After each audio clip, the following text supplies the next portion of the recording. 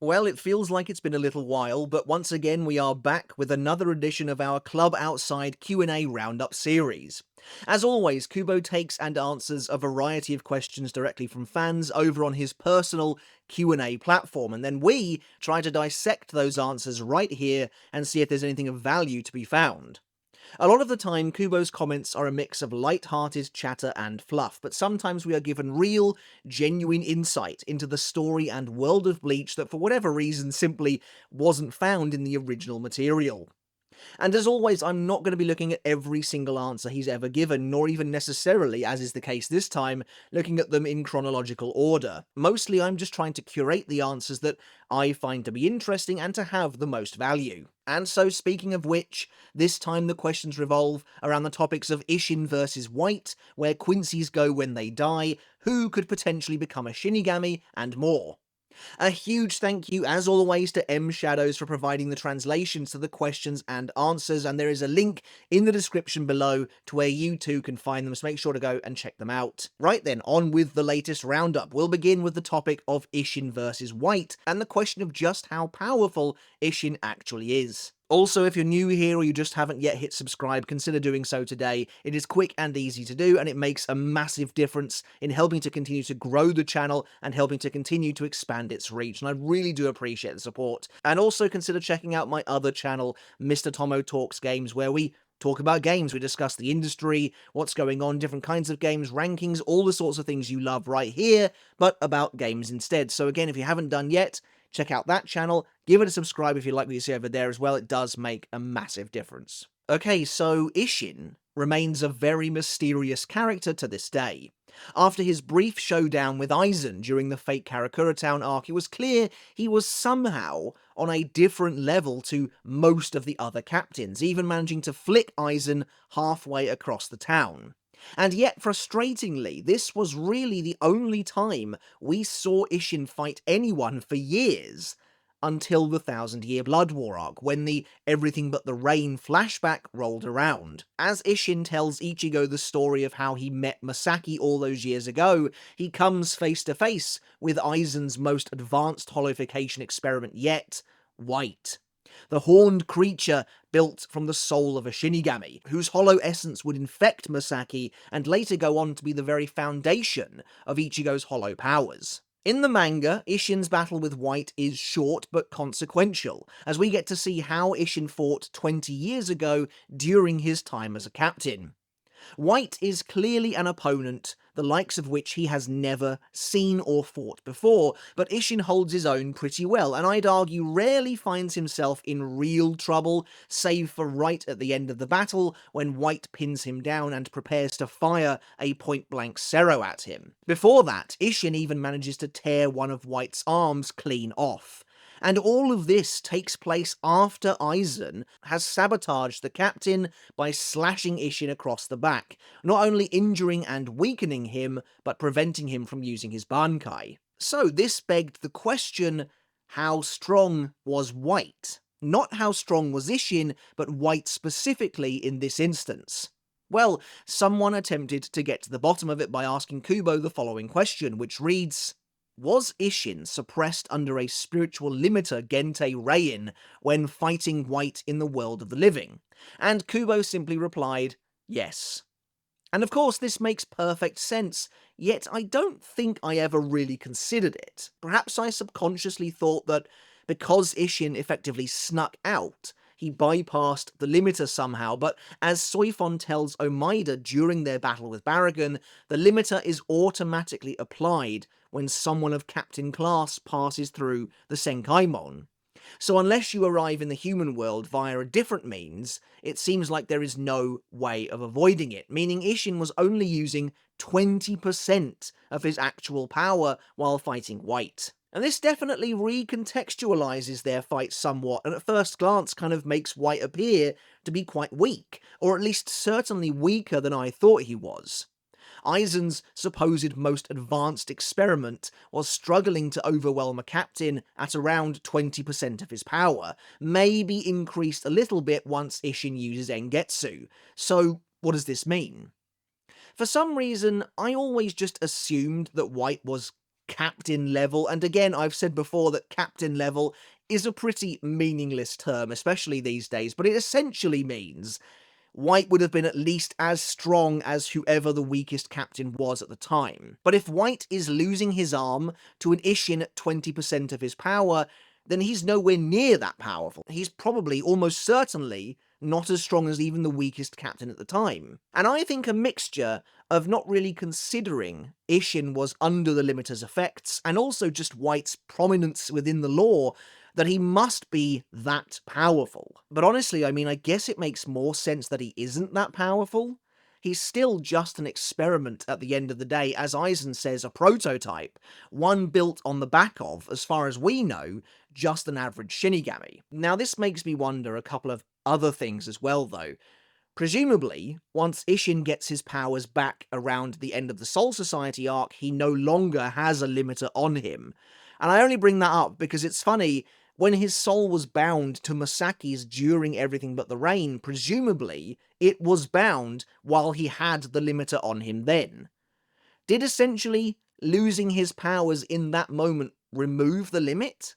I mean, I'm guessing it probably did, meaning when he one-shots Grand Fisher, and later when he battles Aizen, Isshin is fighting at full capacity. And this also makes me wonder, are characters like Kisuke and Yoruichi at all bound by the limiter?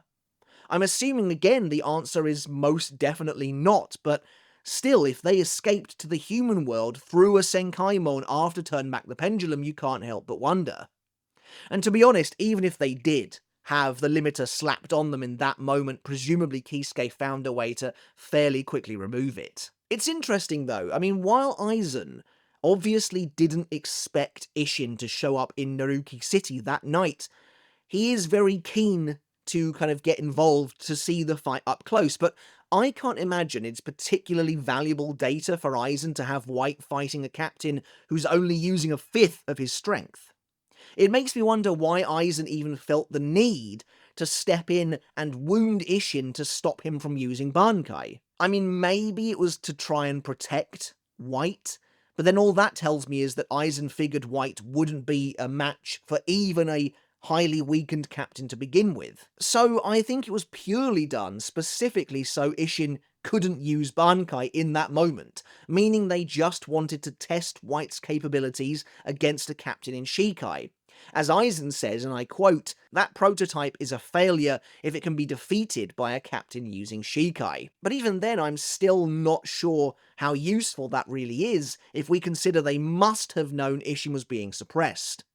And so it kind of feels like a more accurate thing for Aizen to have said was, that prototype is a failure if it can be defeated by a captain using Shikai who only has access to 20% of his power. And also, 20%? That's a considerable downgrade. You know, we're not talking Royd Lloyd having 70 to 80% of Yhwach's physical power. This is considerably less than that. And there's also the question of where does this put both Isshin and White in comparison to the Shinigami and Fraction who fought at the start of the Urankar arc, when we were introduced to the concept of the limit in the first place, when Kubo was really trying to play up how much of a threat the Urankar were, to the point where Hitsugaya was being decimated by a Fraction. And I mean Hitsugaya was being completely and utterly destroyed by Xiaolong before the limit was lifted. And now I don't think anyone believes that that version of Hitsugaya there in the Urankar arc, the early stages, was stronger or even probably anywhere near as close as this version of Isshin. So does this place White around Xiaolong's level? I kind of feel like that might actually make sense. This is presumably before Aizen succeeded in creating an Urankar, so someone like Xiaolong would be the end result of White, who was the precursor to many of those hybrid forms. Also, there's the question of, well, just how powerful actually is Isshin, if he is contending with White at only 20% of his power. Maybe White actually is that strong, and Isshin is also just that powerful that he can deal with him anyway. Maybe White actually is captain level, and Isshin is just that far above being a captain, but I mean, that doesn't really make much sense to me either. The only way that could even be explained is Isshin is, of course, of noble ancestry, he is of noble blood, and it is a fact that within the Bleach universe, those of the nobility have greater Reryoku than those that aren't. I mean, case in point, characters like Byakuya and Yoruichi, who are extraordinarily powerful. So yeah, I mean, maybe Isshin is just that strong, which is again how he kind of goes toe-to-toe with Aizen, at least for a little bit. He's the one who supposedly pushes Aizen to his limits as a Shinigami, though I've never really bought that moment, as I've said before, because Aizen doesn't use bankai, and that doesn't make any sense to me. How can you be at the limit of being a Shinigami and not even have used bankai once? But anyway, I mean, we've done a whole video on that fight before, so I'm not going to dive into that now. I don't know, I'm interested to hear your thoughts down in the comments on this one, because it absolutely is a bit of an odd one. I think the real question on my mind is, how strong is White? And what kind of data were they really hoping to gather from a captain who was that weak at the time, that weak being in quotes? The question of what happens to a Quincy when they die has been on people's minds really since the Thousand Year Blood War arc began. For the rest of the Bleach universe, the cycle of rebirth is pretty simple to understand, but fittingly, the Quincy are a complete outlier. As has been highlighted specifically in the Thousand Year Blood War arc anime, this cycle, that was created by the Soul King upon the splitting of the worlds, has left the Quincy race feeling forsaken. There's no place for them within this new world order. Of course, the mere existence of Yhwach himself also makes things a little more complicated, as virtually every single Quincy stems from and is connected to him in some way. As their ancestral All-Father, his blood flows through them all and ultimately controls their fate to a degree. But things get even messier when you consider the state of the Quincy race as of the Thousand Year Blood War arc specifically. One of the defining characteristics of the Quincy is that they are meant to be living humans. However, the sternritter have clearly become souls after having spent 1,000 years hiding within the shadows of the Serete. This opens up a myriad of other questions. If the sternritter stepped back into the human world, would they revert to being human again, and therefore would they be subject to whatever cycle of rebirth they are a part of? Unfortunately, we never really see it happen, outside of one very brief shot of Hashwolf in the anime which provides no answers, so we can't know what's going on for sure. However, one reader decided to pose the question to Kubo, asking him the following regarding the fate of the Quincies. Did Masaki and Kane go to the Soul Society? Also, where do Quincies go when they pass away? So, this is a rather interesting question for sure, and we actually know the answer to some of it. Masaki's soul was devoured by the Hollow Grand Fisher, meaning she was, sadly, essentially erased from the cycle of rebirth. When Grand Fisher was killed and cleansed by Isshin's Zanpakuto, it's likely Masaki's soul was already gone by that point, and also consider the fact that hollows are poisonous to Quincy, meaning Masaki being attacked and eaten by Grand Fisher would have likely resulted in the absolute annihilation of her soul, even more so than maybe usual. Which is absolutely a sad fate for Ichigo's mother. What happened to Uryu's mother, Kane Katagiri, is a little less clear, and plays much more into this overarching question of where do Quincy end up. We know that she was struck by the Ausvalen, and was apparently sickly and frail already, and that the silver blood clot created by the Ausvalen killed her 3 months after she was first struck. Now, I would have thought, before this question rolled around, that presumably, considering Katagiri was just a human when she died, she was a Quincy but she was still a human, she became a plus, and could have then been sent to the Soul Society or become a Hollow and gone to Wako Mundo depending on the circumstances, though Kubo's answer to this question would suggest otherwise. And speaking of which, Kubo replied pretty simply by saying, deceased Quincy go to a different place.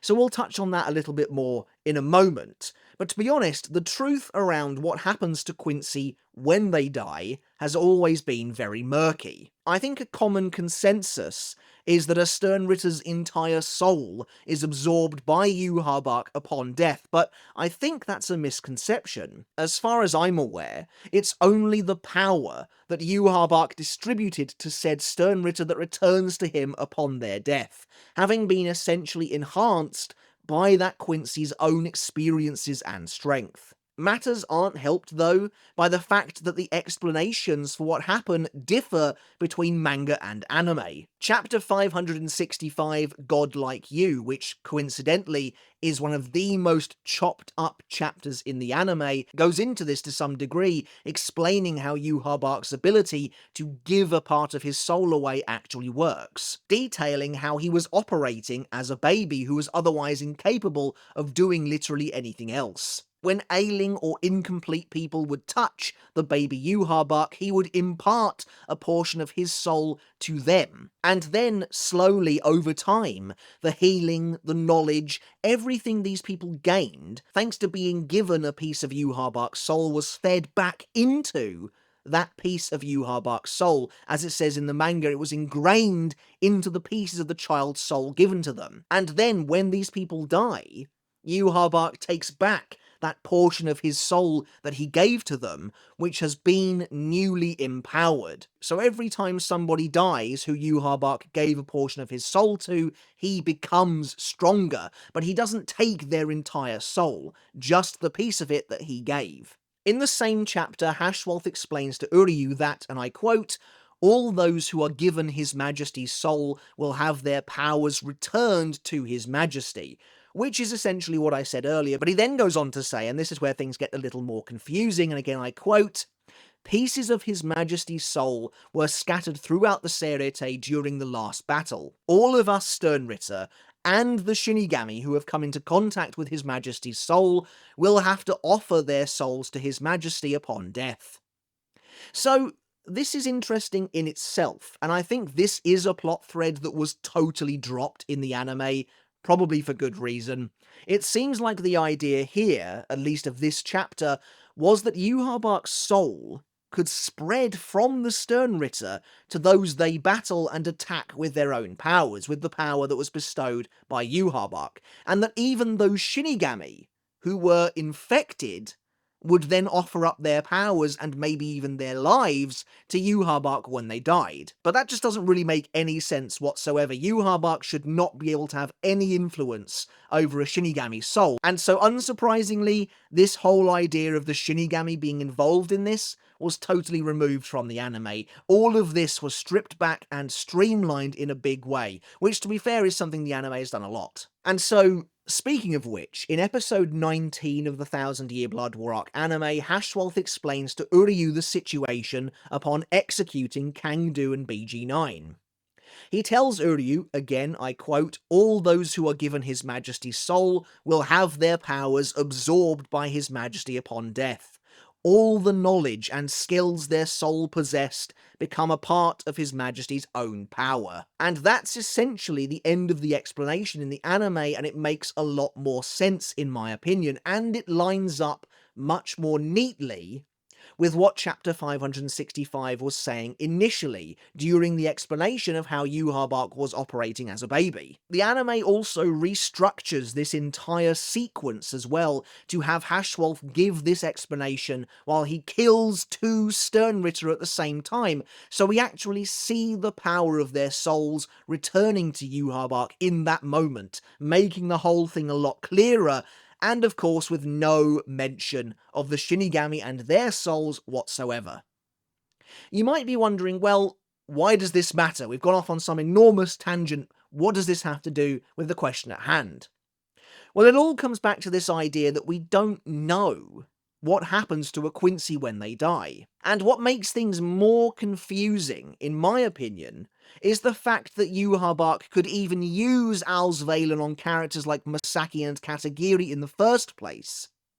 Yhwach has never given them a shrift, and they've never drunk his blood. In fact, they've had zero contact with Yhwach whatsoever, outside of the fact that his blood technically runs in their veins, which is apparently enough for Ausvalen to work. And of course the Ausvalen was introduced into Bleach long before the actual idea, the actual concept of Yhwach imparting his soul, which is why I think the original Ausvalen that we see, the one that killed Masaki and Katagiri, doesn't really line up with how Ausvalen works later on, because they were introduced under the pretense of two totally different concepts. Anyway, I am really overthinking this. I've fallen down a rabbit hole of my own making. Ultimately, Kubo's response to the original question was pretty simple: deceased Quincy go to a different place.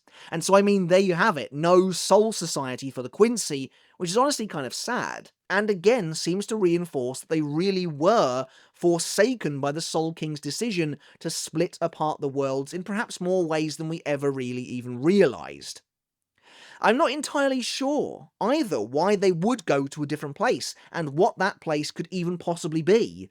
Honestly, it feels like a pretty consequential lore drop for Kubo to hint that there might be another entire realm, potentially specifically inhabited by Quincy's. It is definitely odd, but also Kubo's answer here seems to confirm that their souls don't return to Yhwach specifically after all. Not the entirety of their soul anyway, just the piece that he gave them, which thankfully lines up with how I always read it. What could this different place be? I mean, ultimately we've got absolutely no idea. Some kind of endless void? Maybe they are immediately reincarnated as new humans the moment they die, and don't really experience any kind of an afterlife whatsoever. That would be, I guess, a pretty literal way of removing them from the cycle of rebirth in that sense, but then so would also their souls just turning into nothing, which is pretty depressing. I've got no idea, because this does feel like a pretty big deal. It feels like a big departure from what we know, and to be honest, it is one of those reveals that potentially needlessly complicates the established lore. Like, do we really need a new, specific afterlife for the Quincy? Why does that even happen, and how does it make sense? Up next we've got an older question, but one that I meant to look at back when it was first translated, and over time I just kind of forgot about it. But that's not to say it isn't interesting, because it is quite a weird one. Someone asked Kubo the following question, which reads: if Chad, Orihime, and Uryu were to be given an Asauchi and they trained properly with it, could they also obtain Shinigami powers in the form of a Zanpakuto in addition to their own unique powers? To which Kubo replied, I think they could. Now this sounds like a really big deal, but actually I don't think it's all that. From what we've learned in the manga over the years, ultimately all you need in order to start down the path of becoming a Shinigami is high spiritual energy, or some spiritual energy at all. Unless you are born into the Serete, unless you are already born into that lifestyle, no one starts out as a Shinigami, because a Shinigami in the world of Bleach is an application, it's a job essentially. You are given the Shihakusho, you are given an Asauchi when you join the academy.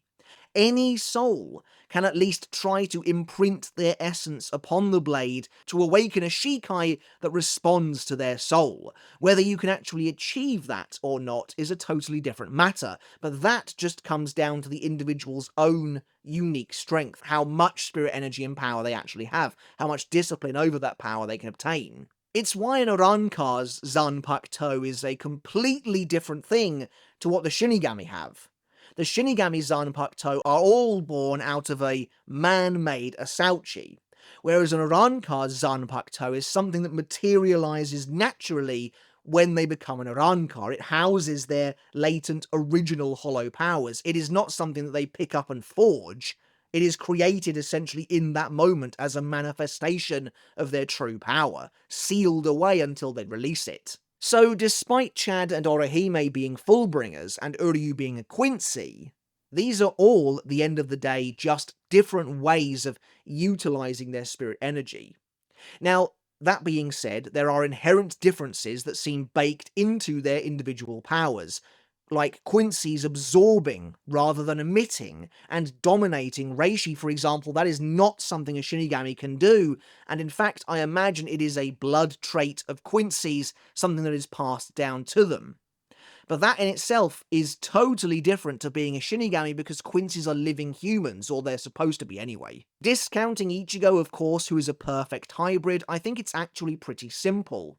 Anyone with spirit energy can become a Shinigami, but a Shinigami cannot become a Quincy, for example. Being a Quincy, like I said, seems to be something based on your blood. It is something inherited. Though Yhwach, of course, being the special case that he is, can freely give and take power, and can even give rudimentary Quincy abilities to the likes of Eburn, for example. So you can be a Quincy who dons a Shihakusho, as we see in the Soul Society arc, or you can just wear one because it is just a uniform, and imprints their essence onto an Asauchi, but not the other way around. It's the same with Fullbringers, at least according to the manga. To become a Fullbringer, you have to have had a parent who was attacked by a hollow. It is not something you can just be. So again, you could be a Fullbringer who wears a Shihakusho and takes hold of an Asauchi and makes it their own, but not the other way around. And it's all just because being a Shinigami is a job. The race of beings who are Shinigami is souls. Renji and Rukia, Gin and Rangiku, these characters who came up from the Rukongai, from nothing, they aren't Shinigami in these early moments. They are just souls with powerful spirit energy, which means they have the potential to become a Shinigami, to take on that role, but that is all you need to actually get started. So, Orihime, for example, could have a Zanpakuto spirit, thanks to the fundamental law of what a Zanpakuto is. The blade is me. That's all a Zanpakuto is, and that's all an Asauchi needs. Orihime, once she is a spirit in the Soul Society, could take an Asauchi and imprint her soul upon it, because she has spirit energy. As long as she's disciplined enough, it would respond with a Zanpakuto spirit and her own Shikai. The same goes for Chad, and the same goes for Uryu. And there's nothing that says they couldn't have both sets of powers at the same time. Hell, Ichigo has about 4 different power sets running at once. Uryu, though, is a special case, if we consider the question that we talked about earlier in the video. Since it is unlikely that he's going to Soul Society when he dies, which is again kind of sad to think about. He won't ever be able to be a Shinigami, because it's unlikely any other afterlife realm has that infrastructure already in place. What I'm getting at is being a Shinigami isn't natural. It's a vocation, it's a job, it is a soul-made thing. You have to have an Asauchi, which were made in the Soul Society. They are literally forged in the fires of the Royal Palace. They are not natural in that sense. So like I said, this sounds like a much bigger deal than it is, I think. Unless I've missed something crucial, which is absolutely possible, let me know down in the comments. The only difference between the likes of Chad, Orihime, and Uryu, compared with, say, the aforementioned Gin and Rangiku, is that upon taking their Asauchi and training with it, Orihime, Chad, and Uryu would already have existing powers that, presumably, I see no reason why not, could coexist alongside their newfound Zanpakuto. And finally, as always, we are ending off with a fairly simplistic question here, one that I feel doesn't really need much discussion, but it's also, I think, quite a nice way to end the video. Kubo has asked the following question, which reads, thanks to having visited the Royal Palace, Ichigo obtained an Asauchi for the first time, but did it also mark the first time he wore the Shihakusho as an authentic Shinigami? To which Kubo simply replied, yes. Again, not that complicated, but a nice point I think. There is a sense of finality to it. It is worded a little weirdly, but the question isn't referring to Ichigo wearing an inauthentic Shihakusho, but instead him being an authentic Shinigami at last thanks to the Royal Palace and wearing a Shihakusho for the first time after learning of his origins.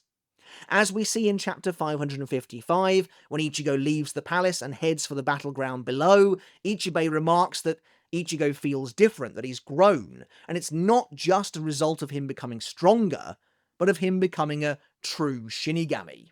So yes, along with forging his true Zanpakuto, this is also the first time he wore the uniform of a Shinigami as a true Shinigami, which is kind of cool. Alright everyone, but that's it for today's video. As always, I do hope you enjoyed it, and I hope you took something of value away from it as well. Let me know your thoughts down in the comments below. Which of these topics was the most interesting to you? Which was your favourite? And how do you feel about their respective answers?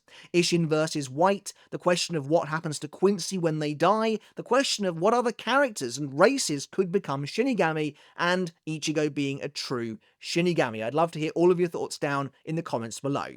Consider hitting subscribe if you haven't done already. It really would mean the absolute world to me. It's quick and super easy to do, and it does make a big difference for the channel as well. And also consider checking out my other channel as well, Mr. Tomo Talks Games. We just recently passed 12,000 subscribers over there, thanks to a big number of you going and checking it out. And that's a channel where your subscription really would make a massive difference and go a very long way. But I don't want you to go over and just subscribe for the heck of it. If you're interested in the content over there, if you like what you see, consider dropping a subscribe to stay up to date over there as well. Either way, no matter what form it takes, your support does mean the absolute world. And speaking of support, a massive thank you, an unending thank you goes out to my wonderful supporters over on Patreon, who really do help to make these videos possible, who do help to make the channel's continued existence possible. Again, I couldn't do this without you, so thank you to each and every one of you. Everyone's name appearing on the screen right now. Your support does mean so very much to me. Alright everyone, until next time, I'll catch you later, and I'll see you then.